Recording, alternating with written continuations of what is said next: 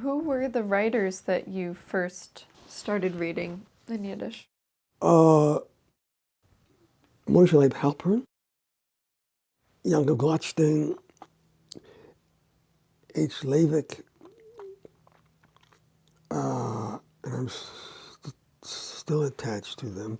Money Lab I read, but I don't think Money Lab is in the is in the class that these poets are.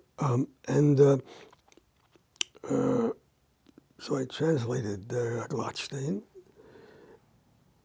and then I also translated Moshe Leib, and I translated a poem by Avram Reisen. Not a very good poem, but it was the first one that I translated.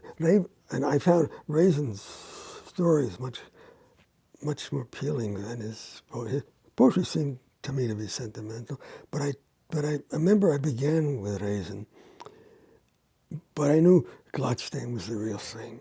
I knew this guy was, he was at the level of those poets I read in translation from other languages. I knew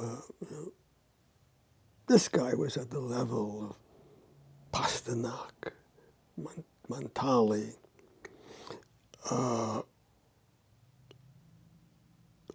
But that's not but that was sort of just a literary evaluation.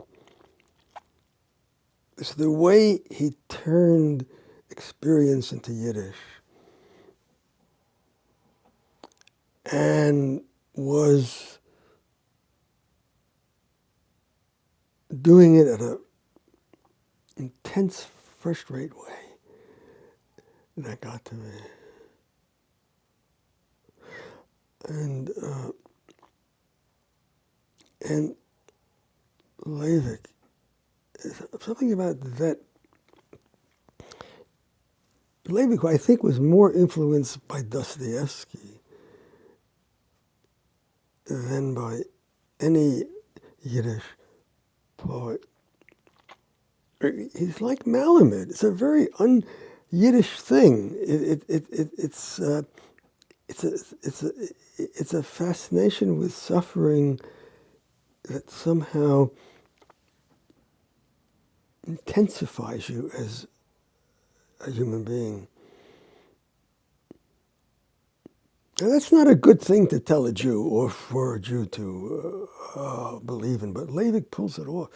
A poem of his about Jews in New York, which I translated, haunted me. Still does. You translate a poem and it still haunts you. You don't get it out of your system, despite that. But you still have to translate it. And Moshe Leib's sarcasm, he has the most beautiful sarcasm I've ever read of anyone. But Glatstein he could do it in poetry, he could do it in essays, he could do a novel, and at the same time write reviews and hold down a job with Jewish journals.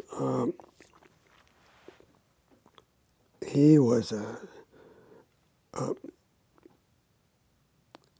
used to say a three-letter man in college was a guy who got a letter for a sweater because he played in basketball, football, baseball, a three-letter man. Glatstein was a three-letter man. And God, if any Yiddish writer who deserved the Nobel Prize, it was Glatstein, except the greatest Yiddish writer. Greater than Glatstein even. Sholem Aleichem. You come back to Sholem Aleichem, he is, but that was before time anyone ever thought any Yiddish writer would get it. But Sholem Aleichem is the master. His Yiddish just zings. I read a lot of Sholem Aleichem with Ben Zion.